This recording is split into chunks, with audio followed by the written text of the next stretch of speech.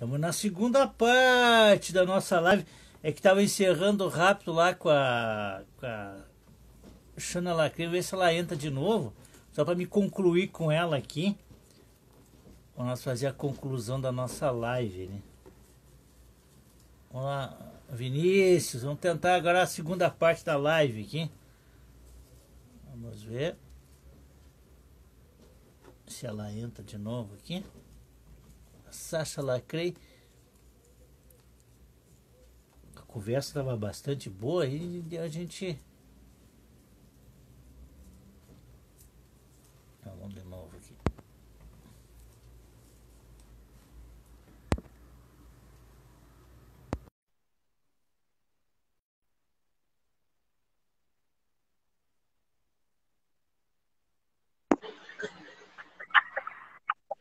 Voltamos.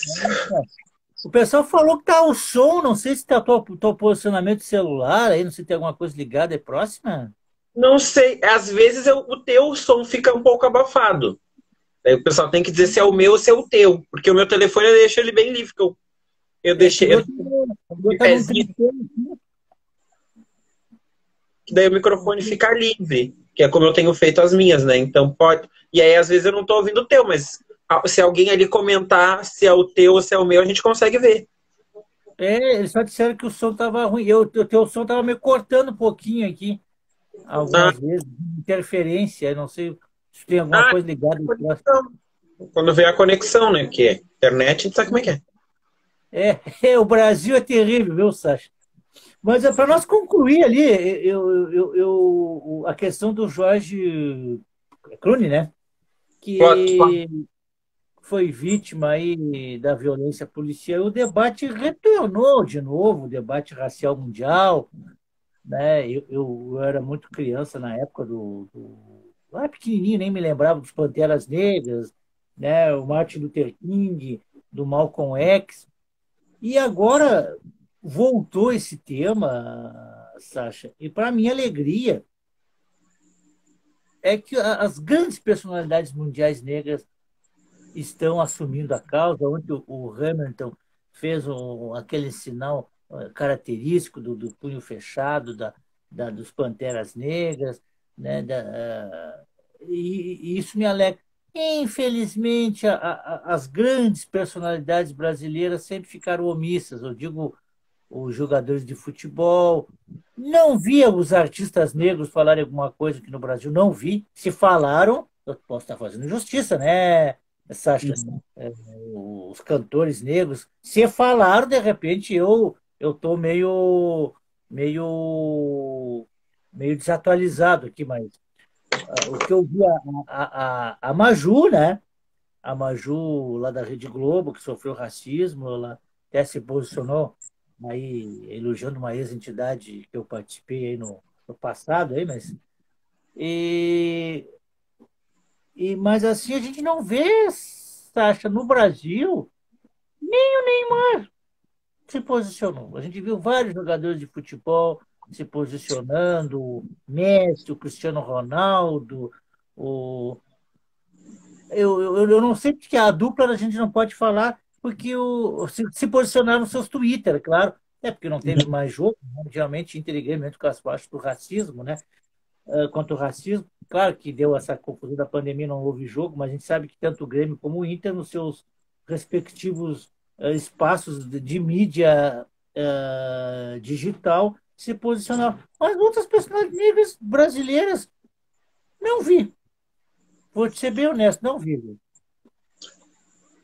Eu acompanhei essa questão com um pouco de receio dessa movimentação na internet, porque, que nem eu falei lá no início da questão da causa LGBT, que chega no mês de junho, todo mundo lembra, e aí as marcas querem botar bandeira.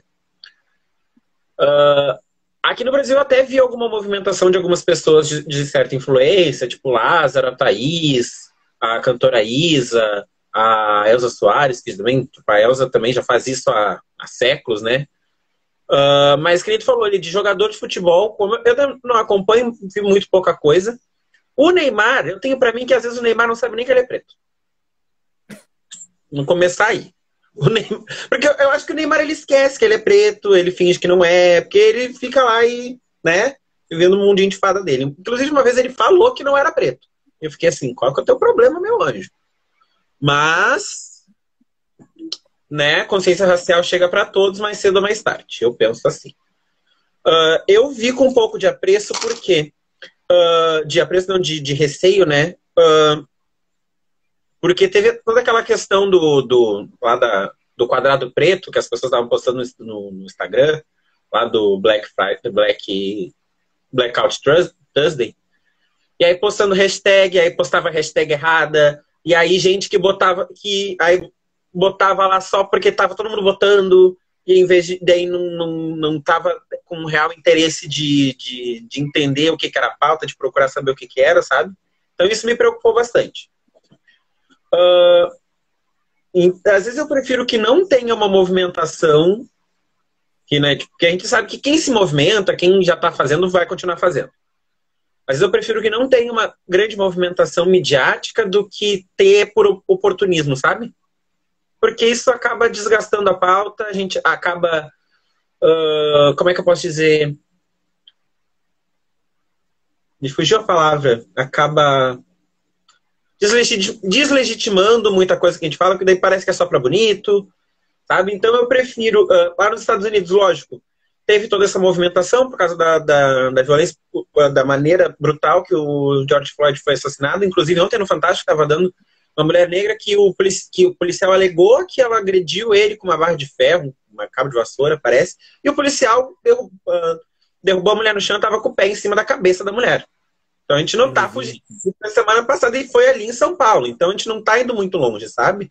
E aí, tipo, nos Estados Unidos, toda aquela movimentação, todo um passeata e etc, etc. Óbvio, certo que teve gente nos Estados Unidos que se colou nas passeatas só para dizer que era antirracista e etc. Aqui no Brasil não teve, mas começou uma movimentação justamente porque a minha amiga ali falou 51 anos a mulher.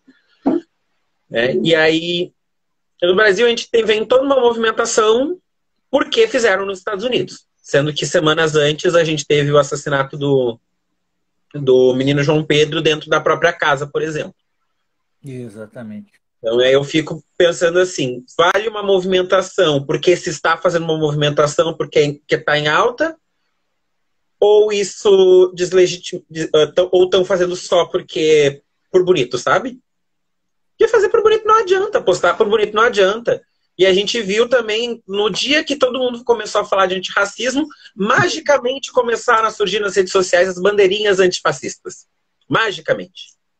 Que eu fiquei assim, que eu também sou minha posição política é de esquerda, mas eu ainda vejo uma colocação muito racista dentro dos movimentos políticos e também dentro do movimento de esquerda, que tipo, eles usam uma pauta para pagar a outra, com a desculpa de que estão se aliando. Se a gente estava falando de antirracismo naquele momento, porque era uma pauta importante, que estava, tipo, foi um assunto que surgiu à tona no mundo e que aproveitamos o momento para trazer luz para aquele assunto que para nós, pessoas negras, é tão doído, para que as pessoas entendam o que é que está se passando.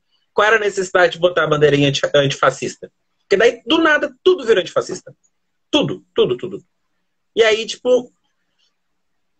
E, inclusive, também teve uma banalização em cima da questão do antifascismo, né? Que eu vi as pessoas compartilhando, mas enfim. E aí eu fiquei assim... Aqui no Brasil, a gente não vai conseguir ter... A gente ainda não vai conseguir ter um debate racial tão forte quanto nos Estados Unidos, enquanto as nossas potências políticas, tanto esquerda quanto direita, não, de fato, o nosso poder político, que é ainda branco, não, de fato não se interessar sobre as nossas causas. Porque, né, o Brasil é movido a política, infelizmente. Sacha, eu poderei estar equivocado na minha avaliação, a gente erra também, mas me parece assim que o movimento negro ele ficou muito a reboque da esquerda no Brasil. Sim. Ele não procurou... eu, na época que eu era do MNU, eu defendia a criação de um partido negro. Defendia a criação de um partido negro. Até houve uma tentativa aqui em Porto Alegre, na época, E eu sempre fui partidário dessa tese. Hoje já estou meio fora, sabe, Sacha? Hoje eu tô, eu tô filiado ao partido de esquerda, mas não sou mais do Partido dos Trabalhadores, eu tô do outro campo aí. Mas o PT, ele tem um número de quadros negros muito grande. Não é pequeno o número de negros. Mas a gente vê pouquíssimos negros assumindo cargos de confiança nos governos do PT. Se tu for avaliar todos os governos, tanto aqui em Porto Alegre, o PT ficou mais de 18 anos, no governo do Estado, a própria presidência da República, teve ali na Fundação Palmares, teve um ministério lá que acho que era de combate ao racismo, não me lembro. Teve uma amiga minha, deu aquele rolo dos cartões corporativos, cara, não esqueci o nome dela agora. Eu conheci ela em São Paulo, na época que eu militava, que se envolveu naquele rolo, aquele bando de assessor dela, fizeram horrores. Teve o. Eu me lembro que teve a questão da Benedita em 89, que eu comprei uma briga dentro até eu conheci a Benedita pessoalmente em São Paulo. Eu fui um cara que defendi que a Benedita tinha que ser candidata a vice na chapa do Lula em 89, quase me surraram. Aí botaram o Bisol. Nada contra o Bisol, mas eu acho que não era o cara. Mas aí queriam porque queriam. E os negros, os quadros importantes, que tem muita mídia, que é o Paim, que é a Benedita, mas nunca foram convidados ou convocados a serem presidente da República. O Paim, nem República, nem Estado. Eu, se eu fosse Paim, tinha saído do PT, né? Tenho um carinho muito grande pelo Paim, né? Eu sou um fã da luta do Paim, por mais que ele não veio do movimento negro, ele veio do movimento sindical, mas o Paim sempre ficou ali, né? É senador e tal, e não avança, não, não vai além disso. E o PT, sim, ele não dá espaço para os negros. Eu sempre digo, Sacha, me desculpe, não é ser machista, é a mesma coisa que aquele cara que tem a companheira ou companheiro do seu lado, que lutou a vida inteira. Aí, quando fica rico, pega um dinheiro, se esquece daquela companheira que está do lado dele, vai pegar a primeira que aparece na esquina bonita lá. Assim, o PT. O PT, assim, se for ver, um monte de oportunistas que entraram dentro do PT, que nem sequer partido, nem esquerda, tal. Acho que nunca leram nem o livro do Marx, nem do Lenin. Eles não sabem nem a história da Revolução Russa. Então, no PT, às vezes, tem tantos negros bons, qualificados, negros com mestrado, negros intelectuais, que eles não dão espaço. Não sei se concorda comigo nessa tese. Eu acho que não é só no PT, não. É que nem eu falei da função da esquerda do nada aparecer com bandeirinha antifascista. O meu pensamento é, partido político no Brasil, que nem tu falou, teve essa questão do Partido Negro, né, que se tentou a fundação de um Partido Negro no Brasil, no Rio Grande do Sul. Eu acho super válido. Eu acho de extrema validância. Porque quando a gente vai olhar propaganda, sendo bem razoável, né? Quando a gente olha a propaganda partidária na TV, em época de eleição, a gente conta quantos pretos aparecem em cada partido.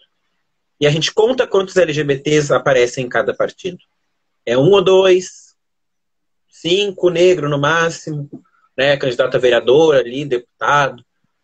Então, que nem eu falei, enquanto a esquerda, ambos os lados, tá? Ambos os movimentos políticos, tanto a esquerda quanto a direita, se escorarem nas pautas da gente como propaganda, porque eu vejo assim, tem, para dizer que tem, mas não dão espaço efetivamente, e não é só o PT, vários partidos, vários, não todos, tem para dizer que tem.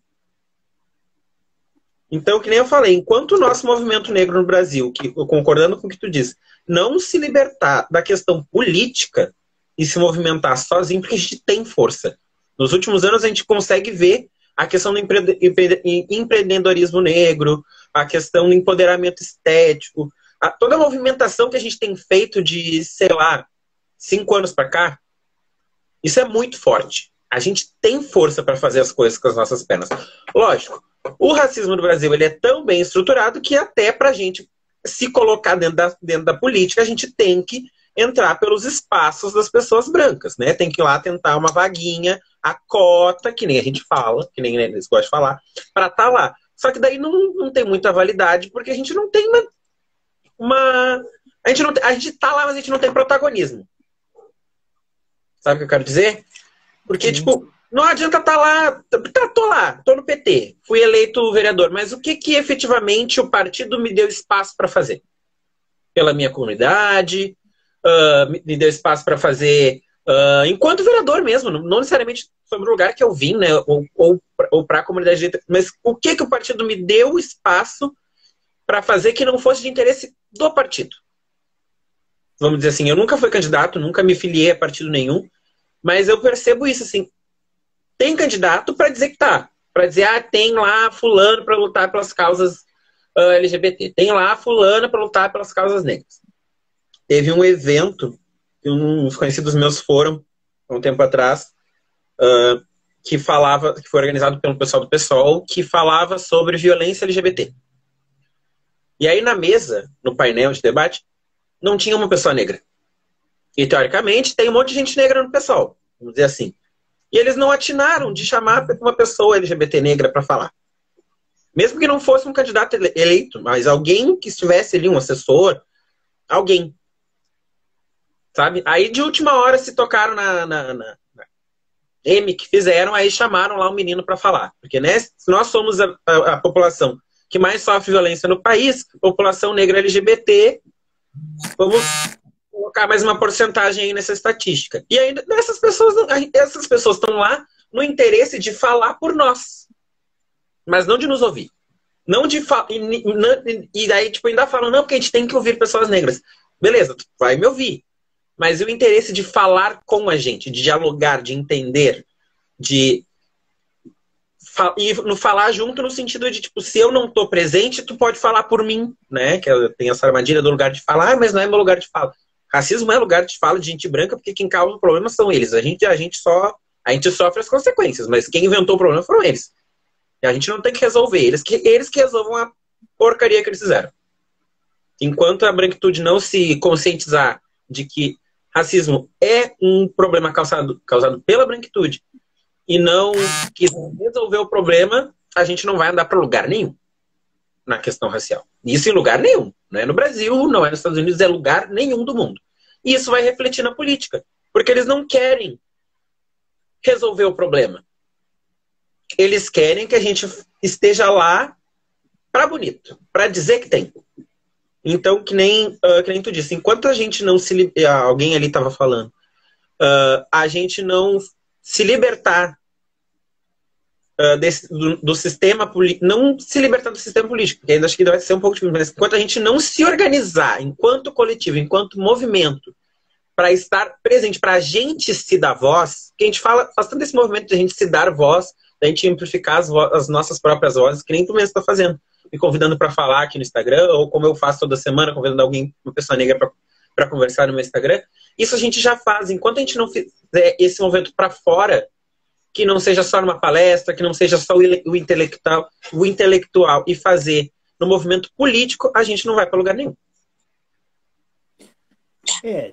E tu sabe, Sacha, é um problema isso que tu falou, porque existe uma disputa, até um pouco complicado eu falar isso aí.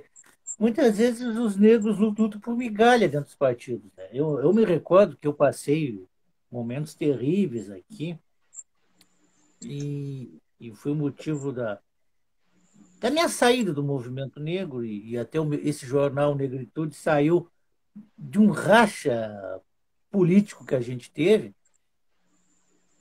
por essa disputa mesmo de beleza, de vaidade que tem dentro do movimento negro. Se mata, se destrói pessoas por causa de cargos, por migalhas de cargos, que muitas vezes não tem poder nenhum, não decidiram. Por exemplo, nós tivemos um deputado estadual, eu gostaria que ele estivesse me assistindo, me seguisse, que eu tiver que falar, eu falo na frente dele, não tem problema nenhum. Ele foi o representante da raça negra, foi o único deputado estadual, foi bem votado na época até, mas que foi um zero à esquerda na Assembleia Legislativa. da esquerda ainda. Da esquerda. Então, ele foi um zero à esquerda mesmo, né? Não fez nada, nada, absolutamente nada, não evoluiu nada o debate racial, né? Aí botou os bruxinhos dele lá, tem um que anda me imitando aí com um blog aí também, panafricanismo aí, agora me imitando aí, mas tudo bem. Deixa assim, faz parte, né? Na época da política eles aparecem, né? Eles se somem uns 4 anos, o Sacha. Eu estou há 20 anos aí peleando com essa minha mídia aí. Aí os caras aparecem aí na época da eleição aí para se apresentar para o partido dele lá, mas tudo bem. E eu percebo, o Sacha, e os Estados Unidos que teve um presidente negro, foi histórico, mesmo com o presidente negro, a situação racial lá nunca foi resolvida, né? Nunca foi resolvida. Né? A gente via aquela que foi dos Panteras Negras, agora me esqueci o nome dela, ela está sempre no Brasil fazendo, até estava fazendo videoconferência, esqueci o nome dela agora, Angela Davis. Angela Davis. Eu assisti uma entrevista no Roda Viva, no tempo que eu morava no interior, eu assistia mais televisão, agora vim morar em Porto Alegre, não assisto muito, porque a gente está sempre envolvido aqui com a internet. E ela fazia sérias críticas ao Obama, né? Que o Obama era um negro, mas que não era um negro da base da comunidade negra, né? Apesar que houve alguns avanços, né? É a mesma coisa, Sacha, nós aqui com a esquerda, que ficou bastante tempo no poder. A questão racial pouco se avançou. Sim, é aquilo que eu te comentei, né? De que a gente até entra, o partido ainda consegue empurrar um ou outro que seja do interesse dele, porque a gente sabe que, né, angariar voto, o candidato que angariar voto, angariar fundos por partido. Mas é aquilo que eu falei, né? Até onde o partido vai deixar esse parlamentar negro atuar? Que não seja fora do interesse do partido.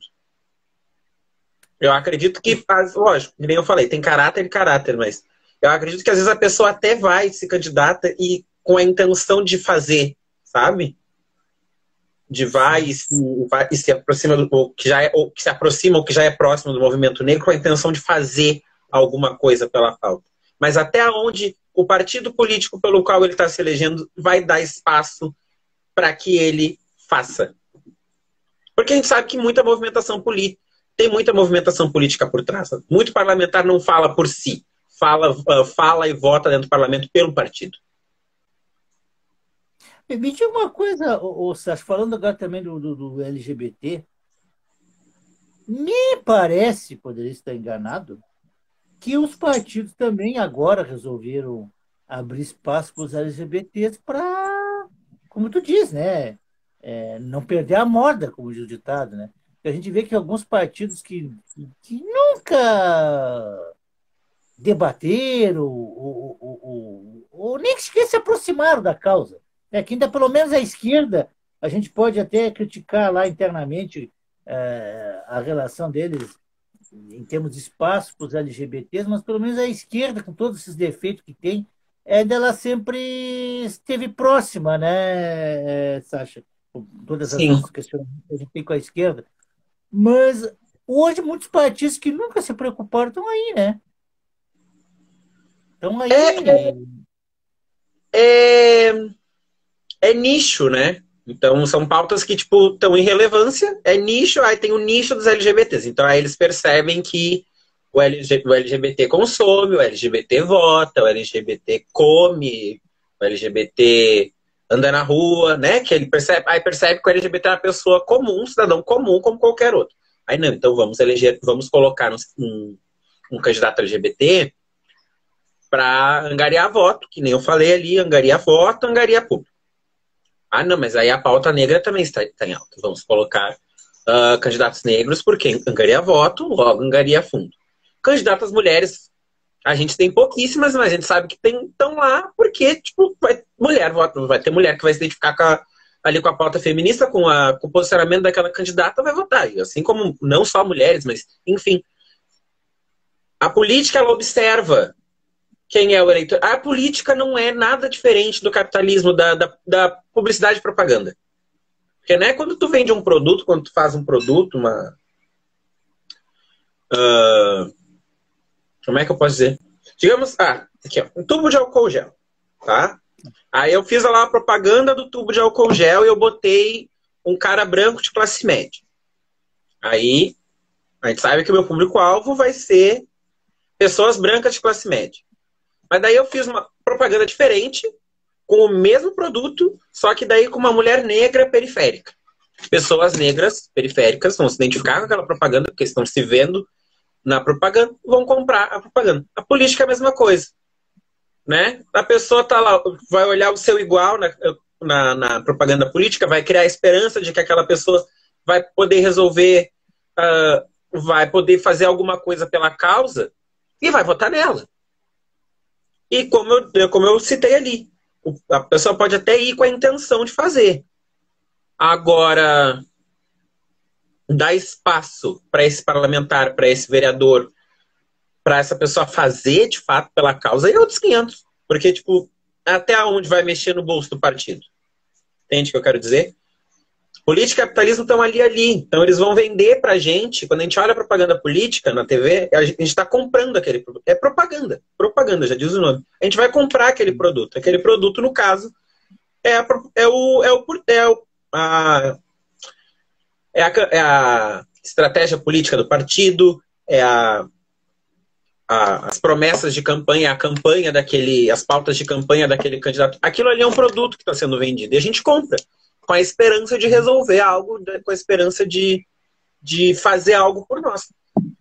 Que nem sempre vai funcionar, porque a gente sabe que o partido ele limita, ele segura o seu candidato lá, o seu eleito, e que o candidato faz o que o partido quer e não necessariamente o que quer sozinho, né? Sim. E só um momentinho que eu vou dar uma carregadinha aqui, que a minha bateria tá quase. Tá, agora foi. Agora.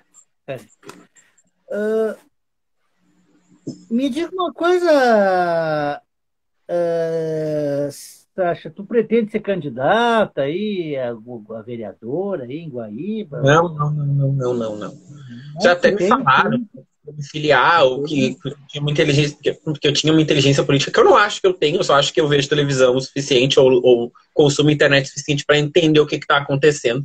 Mas me aproximar diretamente da política, estar dentro do meio político, já até me falaram para eu mudar para ser assessora, eu fiquei pensando assim, um bom salário ou a minha saúde mental? Porque eu sou uma pessoa muito teimosa com aquilo que eu acredito. Muito teimoso, lógico. A gente muda de ideia, a gente vai aprendendo as coisas no meio do caminho. Mas eu acho que eu tenho ideologias tão fortes comigo, dentro de mim, que se eu tivesse dentro de um partido, mesmo que como assessor, tá? Mesmo como CC, não precisava nem ser como candidato. Eu acho que em algum momento ia ter alguma coisa que ia acabar dando um embate meu, assim, de pensamento, que eu ia acabar me desgostando, ia acabar dando uma M tão grande que eu ia me desgostar, eu ia discutir com alguém, eu ia pedir pra você. Não ia dar certo. Eu tenho certeza que não ia dar certo, porque eu sei que eu sou muito firme, muito cabeça dura naquilo que eu acredito. Então, tipo, a pessoa querer me convencer a fazer o errado, porque... Não que eu não vou dizer assim, ai, nossa, eu sou o bastião da honestidade, mas, assim, até a pessoa me convencer de que eu tenho que fazer tal coisa, porque vai ser benéfico para... Vai ser benéfico. E não me mostrar o porquê que vai ser benéfico, como é que está sendo feito, aí eu vou querer saber coisa, vou acabar querendo saber coisa demais, então é melhor eu ficar de fora, olhando de fora, do que querer me meter lá dentro, porque eu sei que não vai dar bom. Não é fácil, Sasha. Eu nunca fui assessor, nunca fui CC, né? Mas a gente sabe que não é fácil, principalmente para nós negros, a estrutura do poder, ela, é porque a gente tem um poder limitado, né? Tem muitos negros que se acham que são um poder, mas o poder é limitadíssimo lá na instituição, né?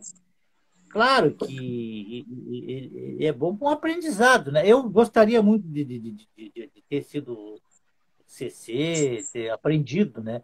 Mas a gente sabe que é muito difícil implementar políticas aí voltadas para o nosso povo, porque tem que dançar conforme a música, muitas vezes, né? Ah, então tá, Sasha, eu não sei qual é que tem as tuas considerações finais. Aí, ó, foi tão bom o bate-papo que nós podíamos ficar aí até 1 hora da manhã e fizemos 2 lives, hein? Não é muito comum eu fazer 2 lives, né? Eu gostaria de agradecer o convite, foi melhor do que eu esperava a conversa. Não é sempre que eu falo de política, então foi bem. Não, eu posso dizer que também é um pouco divertido, de certa forma, abordar uma pauta que não é necessariamente as pautas que eu abordo. Né? É divertido a gente queimar neurônio com coisa que a gente conhece, mas não está acostumado a falar. Então, agradeço o convite, foi bem enriquecedor para mim. Estamos aí sempre à disposição para quando for preciso. Para quem está assistindo, me sigam nas minhas redes sociais, que a gente é bom de fazer a nossa propaganda, né? Sasha.lacrei, é só clicar aqui na fotinho aqui em cima que vai aparecer ali seguir Sasha, daí é só me seguir. Todas as quartas-feiras até o meio de agosto, eu estou com o projeto Escurecendo as Coisas, onde os meus convidados, eu e algum convidado vou conversar sobre alguma área sobre a área de trabalho da pessoa. Eu já conversei sobre arte negra, já conversei sobre feminilidade e arte drag, né, no caso de mulheres fazendo drag. Semana passada eu conversei sobre corpo preto na dança e essa semana meu convidado é o Anderson, que estava aqui assistindo a live.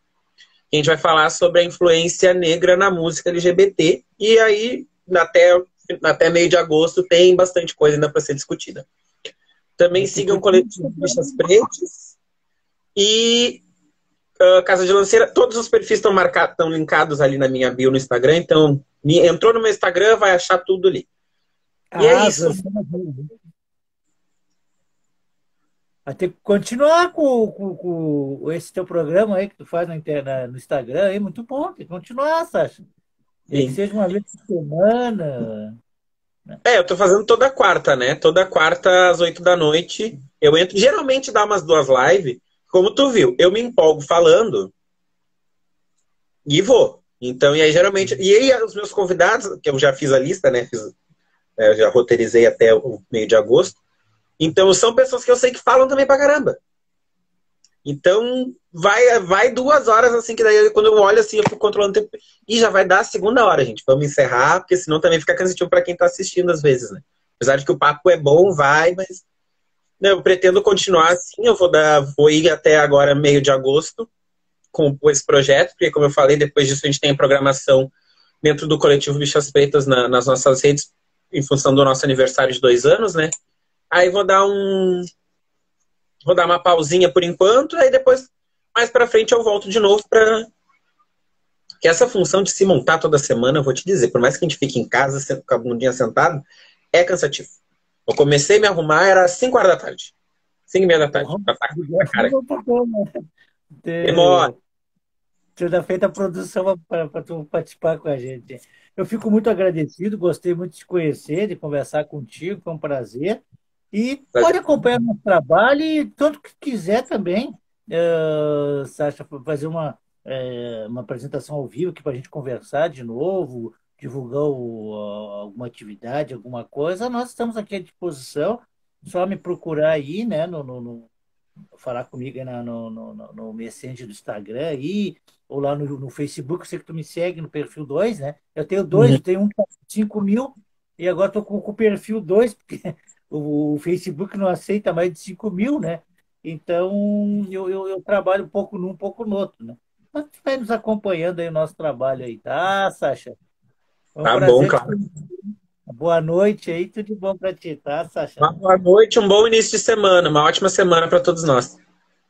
Exatamente, tudo de bom para ti também.